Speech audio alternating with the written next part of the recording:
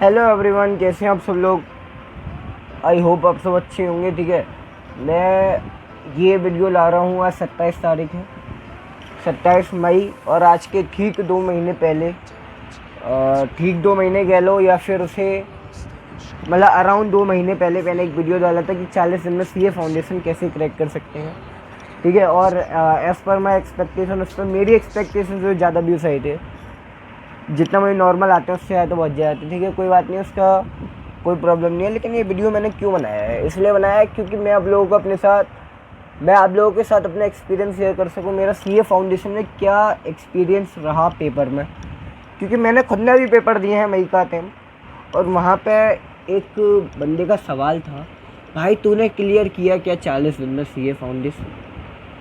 उस बंदे का सवाल बढ़िया था। ठीक है, मेरे को भी एक फियर था यार, मैंने वीडियो बनाई है तो क्या वो वीडियो सही में अच्छी रहेगी, क्या लिटरली वो काम आएगी, क्या वो मेरे भी काम आएगी। तो मैं आपको बताता हूँ क्या है, क्या कैसे पेपर गए।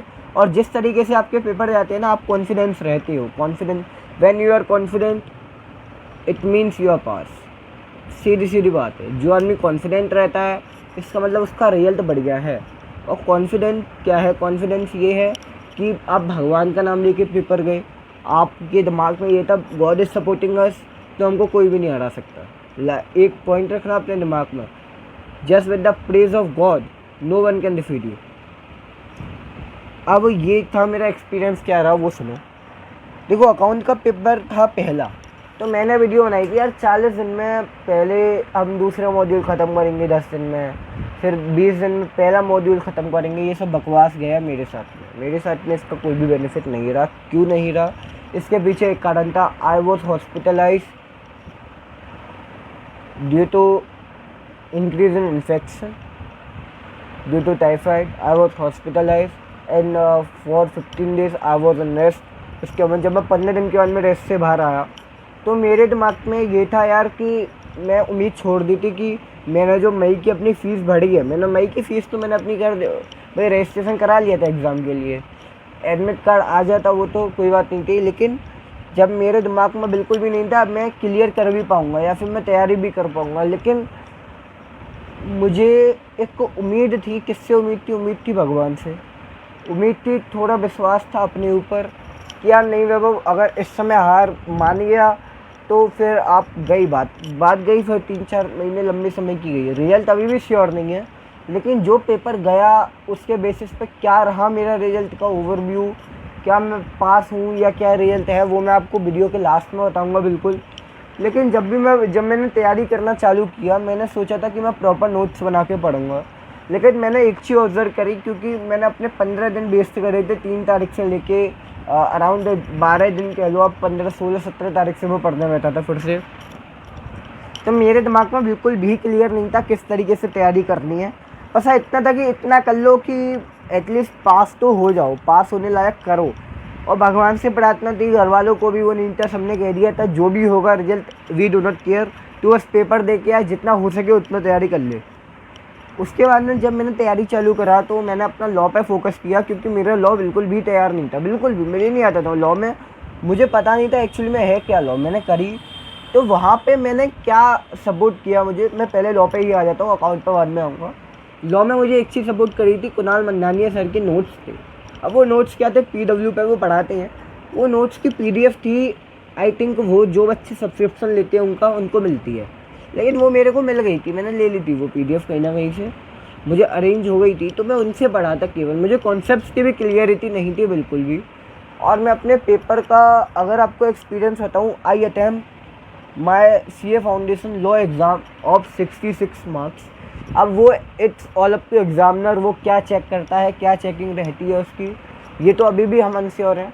वो उसके दिमाग के ऊपर है, उसको क्या समझ में आता है। हमने अपनी तरफ से जितना हो सकता था उतना तैयारी करी। उसके ये तो था बिजनेस लॉ।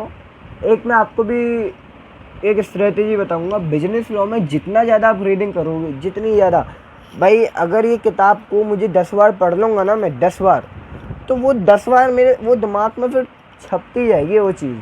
क्योंकि लॉ में क्या है, समझना अलग चीज़ है। ठीक है, समझते सब हैं, एक बार समझो और लॉ में अगर आप बुक की लाइन पढ़ के जा रहे हो ना, तो आपको समझने की भी ज़रूरत नहीं पड़ेगी, नहीं पड़ेगी भाई, बिल्कुल भी आपको समझने की भी ज़रूरत नहीं है। उसे बिना समझे भी हो जाएगी लॉ, बिना समझे हो जाएगी। मेरी बात मानना इस चीज़ को, क्योंकि आपने जब उस चीज़ को पढ़ लिया तो एक टॉपिक, अब एक टॉपिक है वहाँ पे ट्रांसफर वाला केस है, ठीक है, सेल ऑफ गुड्स पे। तो मैंने उसके पढ़ा था, मुझे कॉन्सेप्ट दिमाग में नहीं था, लेकिन मुझे ये था कि अगर जब तक आपका सेलर नोटिफाई नहीं करेगा बायर को, तब तक हम ट्रांसफ़र नहीं मानेंगे ओनरशिप का। वो वाला क्वेश्चन आया था, मैं उसको पढ़ के भी नहीं गया था, लेकिन एक बार पढ़ रखा था तो दिमाग में था। तो इस तरीके से होता, आपने अगर पढ़ रखी है ना चीज़ें, तो वो एक पॉइंट था नोटिफाई वाला, तो सही तो उसने उसको इन्फॉर्म नहीं करा कॉल करके आपका प्रोडक्ट तैयार है, डिलीवरेबल स्टेट में हुआ नहीं हुआ। तो यही पॉइंट है। इस तरीके से आप जितना रीडिंग करोगे लॉ में, उतना आपके लिए बेनिफिशियल है। ये तो लॉ का, ठीक है। और उसके बाद में अब आते हैं अकाउंट के ऊपर। अकाउंट में मैंने तैयारी करी थी कब, आप लोग सोचोगे सही में साथ में तैयारी कर दी होगी, नहीं भाई नहीं, ये तो अकाउंट मैंने छीके नहीं देखी थी, मैं ओवर कॉन्फिडेंस में था यार अकाउंट बाद में हो जाएगी। लेकिन जब अकाउंट करने बैठा ना, मुझे पता है क्या स्थिति थी मेरी भाई। मैंने 10 मई, याद रखना तारीख, 10 मई से लोग अकाउंट करने बैठा था मैं। लेकिन इतना दिमाग में था कि अगर करने बैठा हूँ तो कैसे करना था, क्योंकि आप देखो 3-3 4-4 घंटे का वन शॉट देखना इम्पॉसिबल था due to lack of time.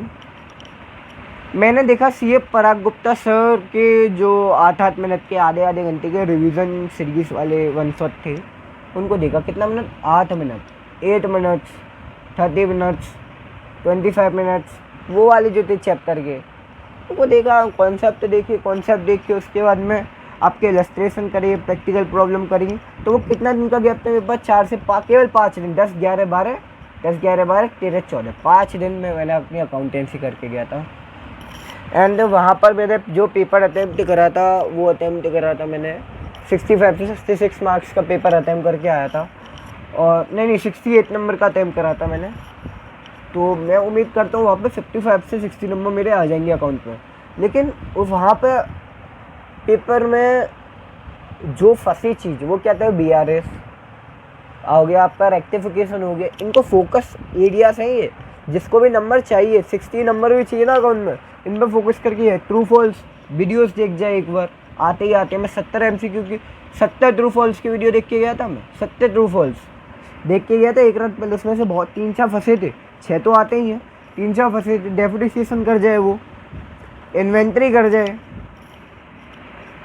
और ये हो गए आपके बेसिक चैप्टर जो आते ही आते हैं।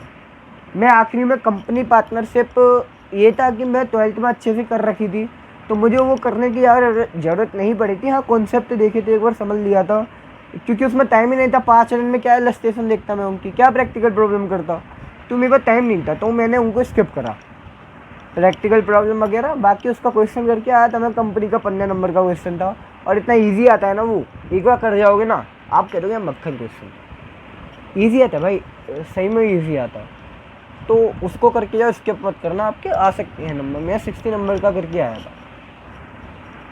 60 के अराउंड मुझे होप है आ जाएंगे।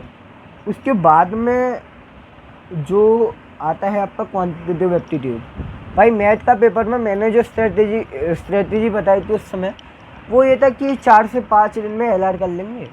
मैं भी करने बैठा था, तो उस समय जब मैंने बिल्कुल शुरुआत में वीडियो बनाई थी वो 40 दिन वाली, LR करने बैठा था मैं, तो यार LR में 4-5 घंटे, 6 घंटे की वीडियो, उसमें पूरी LR थी। अब LR 6 घंटे लगातार बैठना इम्पॉसिबल। रात में करने बैठा, मैंने ये नहीं कर दिया, LR नहीं करूँगा।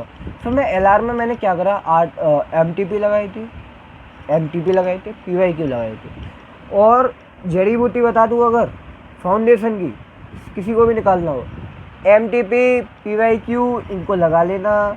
जड़ी बूटी है ये, बिल्कुल वो होती है ना कि छपा छपाया मिलता है, वो मिलेगा, वो ही मिलेगा। हाँ, मैथ में अगर मैं आपको टीचर सजेस्ट करूँ क्वांटिटेटिव एप्टीट्यूड के लिए, जैसे कि अब क्यूआर का पेपर तो हार्ड था, लेकिन मैंने तो इतनी गलती करके आया हूँ मैं पेपर में, मेरी आंखों के आगे वो क्वेश्चन थे जो मैं देख के गया था, उनको टिक नहीं करके आया। क्यों? केवल एक दिमाग में विचारधारा थी कि negative marking, just because due to negative marking मैं क्वेश्चन करके नहीं गया। करके आता, मुझे पता मैं 50 नंबर आ जाते, लेकिन हाँ मैं पास हूँ मैथ के पेपर में। उसके बाद में क्वांट के बाद में, और उसके लिए सजेशन दूंगा, मैंने तो टॉपिक भी नहीं समझे थे ज़्यादा, प्रणब पोपट सर, ठीक है। मुझे रियल तो अभी भी क्लियर नहीं है, देखो नहीं कह सकता, कोई भी नहीं कह सकता, प्रोफेशनल लेवल का एग्ज़ाम है, लेकिन आप एक कॉन्फिडेंस बोलता है, कॉन्फिडेंस ही बोलता है। प्रणब पोपट सर से मैं पढ़ा था मैथ।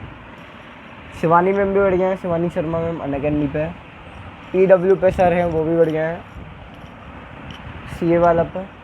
उसके बाद में आपका आता है लास्ट इकोनॉमिक्स। इकोनॉमिक्स का paper I think one of my best among 4, one of my best among 4। ऐसा क्यों था? क्योंकि देखो अकाउंट में मैंने आपको अभी बताया शुरू में कितने नंबर का था, मुझे एक्सपेक्टेशन है, मुझे कितने की एक्सपेक्टेशन है, अराउंड 55 to 60। तो अगर आपको एक्सपेक्टेशन है और आपको पता है आप अकाउंट में पास हो, मुझे मैथ में पता है मैं 4 नंबर ऊपर ला जाऊँ पासिंग से, तो मैं पास हूँ। लॉ में आप इतने का करके आए हो तो आप उम्मीद लगा सकते हो आप पास हो सकते हो, ठीक है। उसके बाद में बचा गया था math, but what we people are thinking for, but what we people have to keep in our mind, we have to think about aggregate. Aggregate कितना चाहिए? 200। तो जब मैं इकोनॉमिक्स के पेपर की प्रिपरेशन कर रहा था, मैंने आखिरी के 5 चैप्टर बिल्कुल नहीं पढ़े थे, मुझे पता नहीं था इकोनॉमिक्स में क्या है क्या नहीं है, लेकिन हाँ but I am thankful to God, I am thankful to one of the teacher whose name is CA Parag Gupta sir. Literally उनके जो नोट्स थे वो लाइन टू लाइन छपी आई थी उसमें से पेपर में, लाइन टू लाइन भाई, एक लाइन इधर नहीं उधर नहीं, लाइन टू लाइन। और कितने मार्क्स का पेपर पता है? 80 मार्क्स का, 80 से 80 to 85 मार्क्स का पेपर उनके नोट्स में से छपा हुआ आया था केवल। मैं पढ़ के नहीं गया था यार, उनके नोट्स के भी चैप्टर नहीं पढ़ के गया था, लेकिन मैं एग्रीगेट इतना करके आया हूँ, मेरा एग्रीगेट बनना है आराम से, और एग्रीगेट से और 8-10 नंबर ऊपर ही जा रहे हैं जो मुझे लग रहा है, ठीक है। और रियल जाएगा वो मैं आपके साथ में शेयर करूँगा।